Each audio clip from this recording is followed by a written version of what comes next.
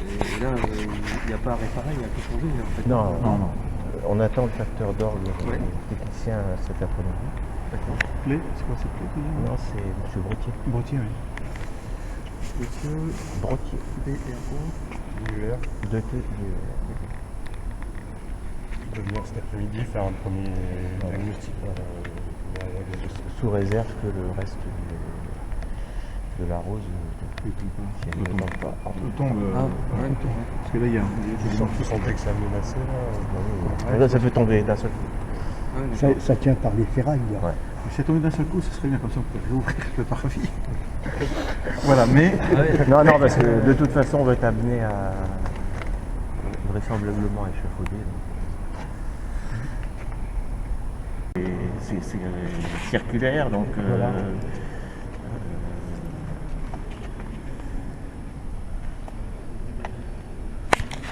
voilà, donc il a fait un facteur. Je vous file le pas. Les exigences d'après la reconstruction et les exigences d'entretien jusqu'aux années 80-90 n'étaient pas les mêmes qu'on a maintenant. Exceptionnel. Cette rosace-là avait été complètement détruite à la guerre de 14, elle a été reconstruite, ça a dû être... Donc effectivement, techniquement, Vous connaissez. je suis actuellement la personne qui connaît le mieux le bâtiment, ses problèmes, ses problématiques. Il y avait une fragilité sur le vitrail? Non. Non. Non, c'est un phénomène météo exceptionnel. C'est une entrée d'air par une autre entrée de la cathédrale? Non, c'est vraiment un coup de bélier. Un coup de bélier, oui, parce que parfois sur les toitures, ça Oui, rentre. alors là, on n'a pas un effet Venturi comme on pourrait avoir, c'est-à-dire un effet de temps dû au monument. Là, c'est vraiment un couloir de vent qui a dû se transformer en tornade et D'accord. qui a fait que Et vous ça- êtes monsieur? Druhen, Et vous êtes... technicien des bâtiments de France. Je suis chargé du suivi D'accord. de l'entretien et de la sécurité D'accord. du bâtiment pour l'État, puisque le bâtiment appartient à l'État. Oui, bien sûr. Merci. Sur le sud de l'Aisne, vous êtes... Ah oui, non, moi, je suis entre autres chargé du suivi des bâtiments classés du sud du département, arrondissement de Soissons-Château-Thierry. D'accord. Des bâtiments donc communaux ou privés. Et là, il y a des fragilités sur la cathédrale, d'autres fragilités? Alors, là, c'est une cathédrale qui a été restaurée il y a 100 ans, donc effectivement, il y a des travaux en cours, on les voit. Oui. On réfléchit actuellement sur les vitraux, et réflexion sur les couvertures. On va entamer cette année les restaurations de vitraux sur le chœur. Il est prévu également des travaux de toiture. Oui. Puis après, tout va s'enchaîner à la suite. Et en période de conflit, on démontait les vitraux. Toujours, oui. Oui. Alors, protéger le mobilier un peu comme on l'a fait Oui. pour les travaux, mais encore mieux avec des sacs de sable et autres, pour tout ce qu'on ne pouvait pas déplacer. Oui. Et on a enlevé tout ce qui était déplaçable.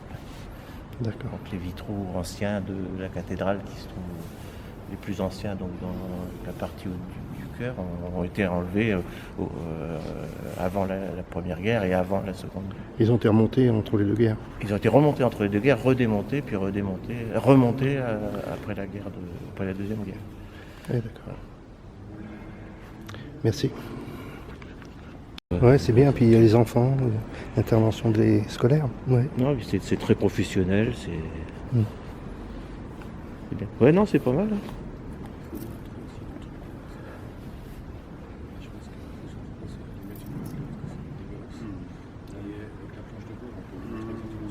Ouais, moi je pense que c'est celle-là me paraît.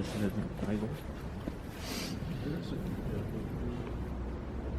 propre assureur. Oui, Et l'orgue, il a été payé par le diocèse, d'accord. mais à partir du moment, comme il est inamovible, à partir du moment où il est en place, il devient immeuble par destination, donc il appartient à l'État. D'accord. Donc l'État est responsable de son C'est entretien. la loi de 1905. Oui. Et vous avez, comment dire, vous pouvez me parler... Attendez, on va se mettre autrement. Parce que du vitrail, il y avait une fragilité, vous pensez à la reconstruction? Il y a un manque d'entretien, Oui. mais pas plus que ça. D'accord. Oui. Parce que c'est un vitrail neuf, c'est pas... Vous avez des parties de vitraux qui sont anciens, c'est assez connu à la cathédrale. À la guerre de 14, les Français pensaient que les Allemands ne toucheraient pas aux lieux de culte. Ils n'ont fait aucune protection aussitôt la déclaration de la guerre. Ils ont quand même démonté les vitraux. Ils ont démonté les vitraux, les Allemands étaient en train de tirer au canon sur la cathédrale depuis la colline en face. Ah oui. Alors ils ont fait appel à des bénévoles et aux pompiers pour faire un échafaudage et démonter les vitraux. Mais ils ont fait des caisses plus ou moins performantes avec de la paille, ils ont mis les vitraux dedans et ils les ont emmenés dans les carrières souterraines dans les environs de Soissons. Oui, c'est bon. Après la guerre, en 1919, l'État a demandé que tous les vitraux de la Picardie soient réunis au château de Champs, soi-disant pour les préparer, pour les remettre en état. Il s'est trouvé que la cathédrale ayant été très abîmée, on a pu remonter les vitraux qu'en 1937. Oui. Dans l'intervalle... Dont la rosace d'ailleurs. Alors, la rosace, on n'en parlait plus. Oui, parce d'accord. Il n'y avait plus de vitraux anciens. Le vitrail a été tellement abîmé qu'on ne pouvait rien en récupérer. Je suis en train de dire, oui. On était à Champs. Oui. Au château de Champs, donc, il y a toutes les églises qui ont été restaurées plus vite. Ils sont venus se servir. Il y a 3 vitraux qui ont été retrouvés entiers assez vite. Il y en a 2 qui sont aux États-Unis, un qui est au Louvre. Ah oui. Et il y a un monsieur qui s'appelle Monsieur Ancien, qui est à Soissonnais, qui aimait bien la il est cathédrale. connu. Il a fait des ouvrages historiques. Voilà, qui est allé au château de Champs et qui a dit « ça, c'est un morceau de vitrail de Soissons ». Et il les a récupérés. Et ils ont été remontés dans les baies avec des parties de vitraux anciens et des parties de vitraux modernes. Si vous allez sur la place Fédéral Marquigny, vous voyez à l'envers, les vitraux anciens sont mats et les vitraux récents sont brillants. Ah oui. Et on voit très bien ce qui a été fait ici. Alors, les exigences de construction, de réparation après la guerre n'étaient pas les mêmes que maintenant. Mais la DRAC a toujours considéré que la cathédrale de Soissons étant une cathédrale neuve, elle avait moins besoin d'entretien. Et moi, quand je suis arrivé il y a 15 ans à Soissons, j'ai dit il faut faire quelque chose aux vitraux, ils sont en mauvais état, il faut faire quelque chose. Oui, au plot, de toute façon, moi là-dedans, je fais rien du tout. Et puis, on a des inconvénients. Il y a un vitrail qui est tombé, la partie qui est blanche. Et puis, ils se sont dit, il faut faire quelque chose. Ils sont venus faire des expertises. Alors, il faut une expertise pour savoir comment on va les nettoyer. Oui. Comment on va lutter contre la pollution. Qu'est-ce qu'on va y faire après?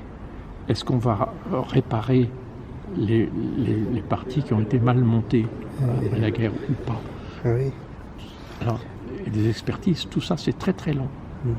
Et c'est dans les tuyaux, mais quand ça ressortira, ça, on n'en sait rien.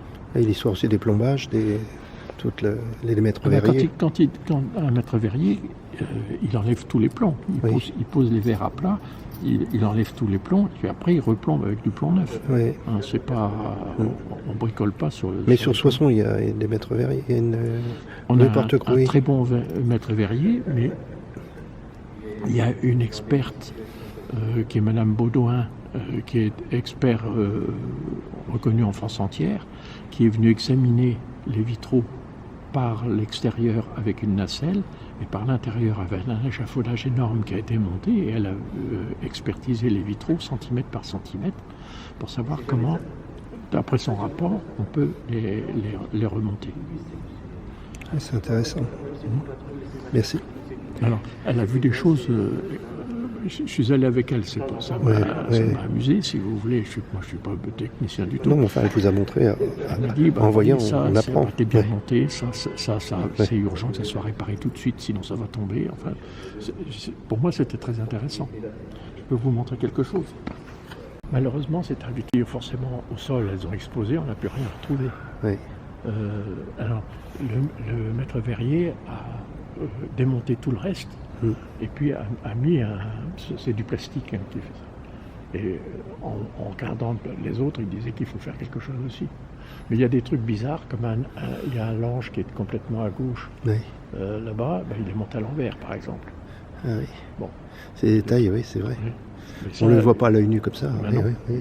il faut être spécialiste. Oui. Et puis, moi, je le sais parce qu'elle me l'a dit. Hein. Il est plus terne, celui central, donc il est plus ancien.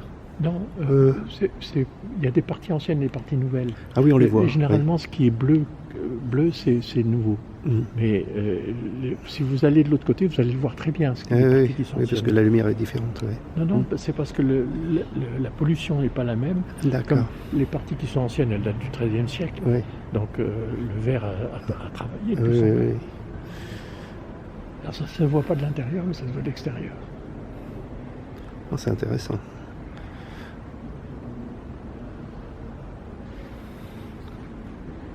« 7,38. Un très bon mètre verrier. Mais c'est pareil. Rien que dans la rosace, là, vous avez 35 trous. Mm. Ah oui. Là, il faudra à peu près 2 ans pour que ça soit refait là-bas. Le problème, c'est refaire.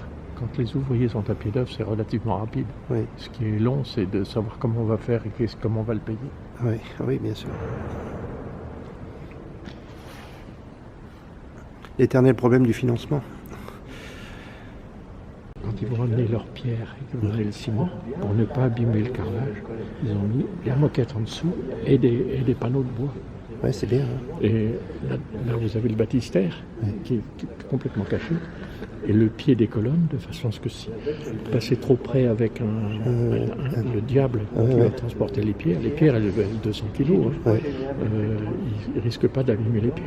Et monsieur m'expliquait que lorsque c'était un conflit, le conflit mondial, c'était encore plus protégé là. Il y avait mis du sable, enfin il était... Alors, ils ont fait ça après le début de la guerre, si vous voulez. Ouais. Et par exemple, les statues que vous voyez là-bas, Ouais. sont des statues qui sont de Guérini. Et Guérini est un sculpteur que François Ier a fait venir pour décorer Fontainebleau. Et elles ont été cachées avec des monceaux de sacs de sable, vous savez, pour les protéger. Du coup, elles sont restées. entières, elles sont Ouais. restées entières. Non, c'est bien parce que l'artillerie, ça fragmentait tout. Hein. Oui, oui. Ben, alors, quand ils ont reconstruit la cathédrale, ils ont réutilisé les pierres et ils ont laissé les éclats dedans. Ouais. Et On en voit quelques-uns, ouais. D'éclats. pour montrer que ça avait été, comment je dirais, ça avait été reconstruit, mais avec les pierres d'origine. Oui, bien sûr. C'est des dégâts. J'ai aucune idée. C'est des années de travail. Au moins 2 ans, mais là vous allez consolider parce qu'il y a un peu de vent à 60 cet après-midi, non? Moi, j'attends l'architecte en chef. Ouais. Et on va mettre ensemble au point une stratégie. Bon, j'ai déjà une idée. Parce que Faut que je vois ça avec lui. s'il faut boucher raide. Hein. Faut pas boucher avec. On peut pas boucher avec des moyens légers, quoi. Ouais, parce qu'ils annoncent des vents à 60 cet après-midi. Oui, oui.